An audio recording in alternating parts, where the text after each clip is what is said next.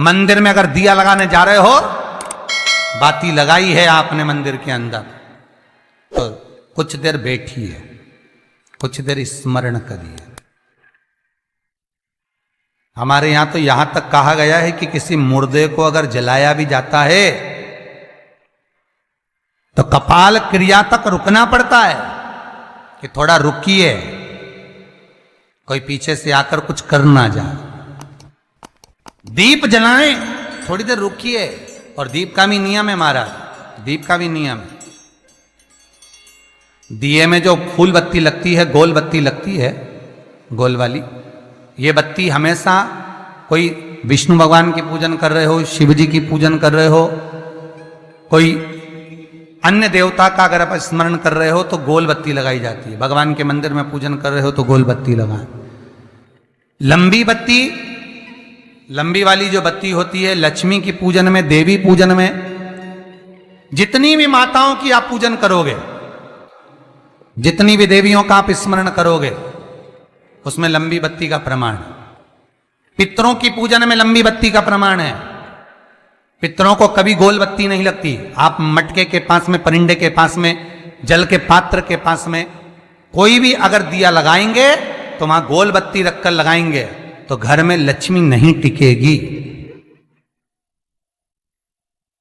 कई लोग कहते हैं कि परिंदे के पास, मटके के पास में, पानी के स्रोत के पास में जहां जल भरते हैं, हंडा रखते हैं, टंकी रखते हैं, वहां पर मटके के पास बत्ती लगाओ, दिया लगाओ, पितर शांत रहेंगे। तो पितरों को शांत करो, मना नहीं है, पर दिया लगाने का नियम है कि पितरों को अगर आप दिया लगा रही हो मटके के पास, परिंदे के पास, या अमावस्या के दिन पितरों के लिए अगर दीप लगा रही हो तो गोल बत्ती अगर लगाओगी तो कार्य कभी सफल नहीं होगा। धन आएगा जाएगा, टिकेगा नहीं। इसलिए पितरों के लिए अगर दिया लगाना है, पूर्वजों के लिए दिया लगाना है, पितरों के लिए अगर दीप लगाना है तो लंबी बत्ती लगाइए, लंबी बत्ती। महाराज, लंबी बत्ती का प्रमाण हमारे यहां शास्त्र करते, गोल बत्ती का प्रमाण। और सुंदर चरित्र कहा, यदि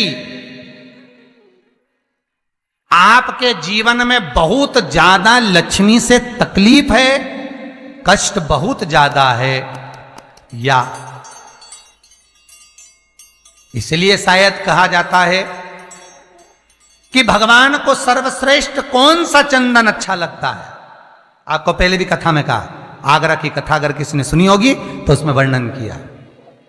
भगवान को सर्वश्रेष्ठ चंदन कौन सा, भगवान को सर्वश्रेष्ठ चंदन कौन सा प्रिय है, वो कौन सा चंदन है जो भगवान विष्णु को लगाएं, राम को लगाएं, कृष्ण को लगाएं, वो कौन सा चंदन है जो श्री हरि को लगाया जाए।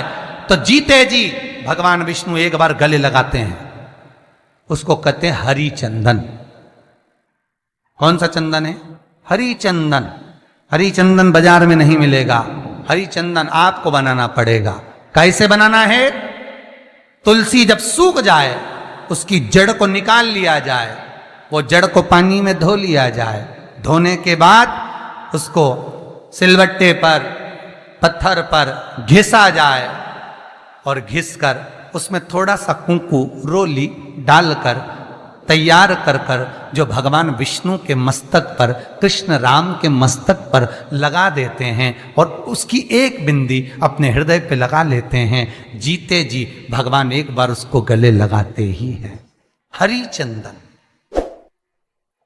प्रियता।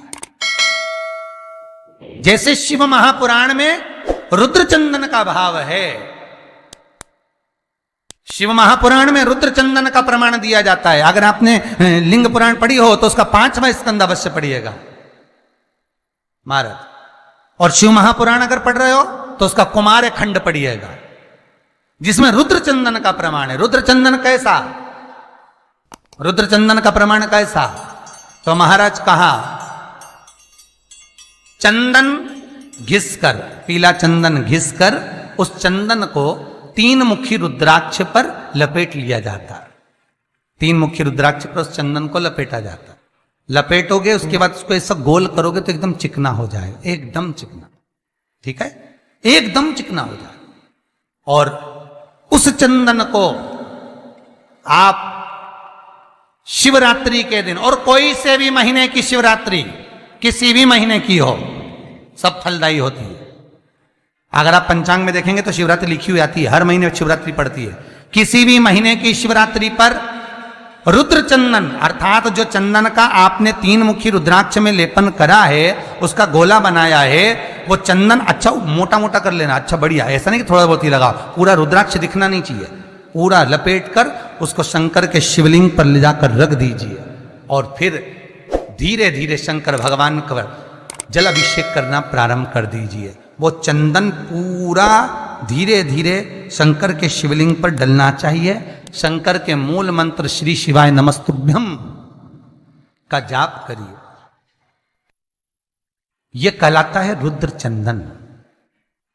इस चंदन के अभिषेक से महाराज जो काम नहीं होता, आप कर कर उस कार्य को प्राप्त कर सकते हो, सिद्ध कर सकते हो। रुद्र चंदन, हरि चंदन, रुद्र चंदन, ये वो चंदन है जो जीवन का सुख प्रदान करने वाले, हरि तत्व देने।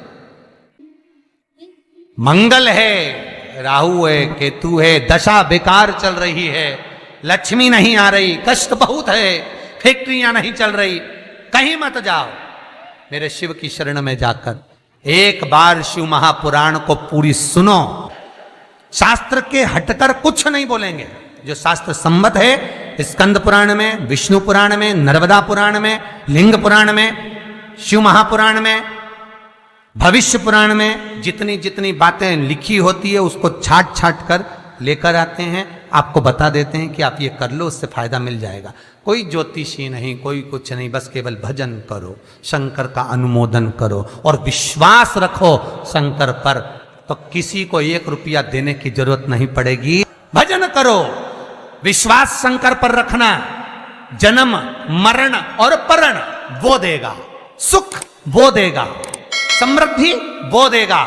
जिसके घर में बहु रिद्धि सिद्धि हो, जिसके घर में अमोद और प्रमोद पोते हो, जिसके घर में शुभ और लाभ दरवाजे पर बेटे बनकर विराजमान होते हो, जिसके घर में स्वयं अखंड सौभाग्य देने वाली पार्वती हो, जिसके घर में लक्ष्मी देने वाली लक्ष्मी बेलपत्र के पेड़ के नीचे झाड़ू लगाती हो, जो स्वयं सरस्वती को स्वर प्रदान करता है, वो शंकर है। जब सब कुछ उसके पास में है, कुबेर का खजाना वो चोर को दे देता है, जब सर्वस्वता उसके पास है, तो आप इधर उधर डोलते क्यों हो?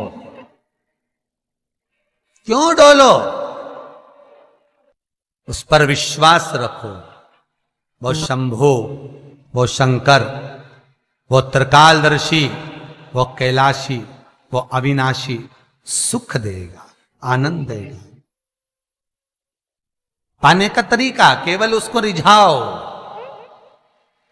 जो मंदिर आपसे दूर हो, जिस मंदिर में कोई नहीं जाता, जिस मंदिर में कोई दिया तक नहीं लगाता, उस मंदिर में तुम जाओ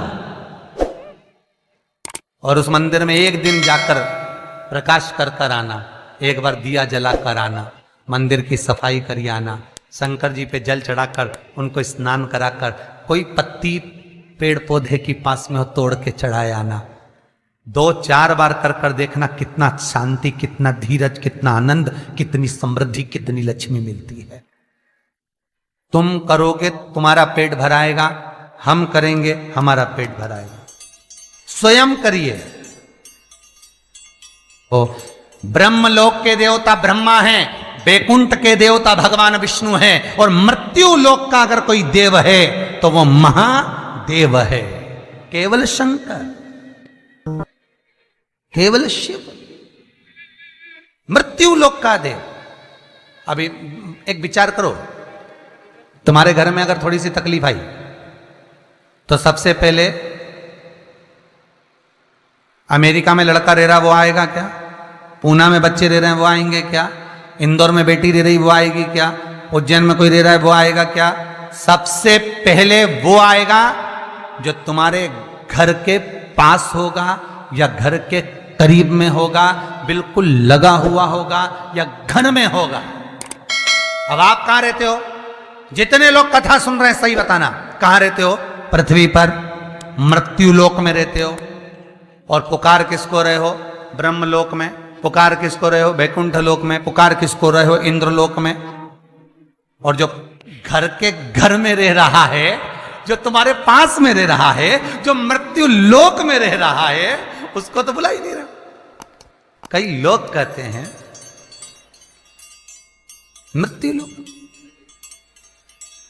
कई लोगों की आदत है, पड़ोसन को तो खूब चाय पिलाएंगे, पड़ोसन की काकी के तो खूब पांव पड़ेंगे, पड़ोसन को तो चाय भी पिलाएंगे ना, इतना घूंघट रही ने धोख भी लगाएंगे, पड़ोसन को तो खूब प्रणाम करे, पड़ोसन को तो खूब नमन करे, पड़ोस की काकी के ने, मौसी के ने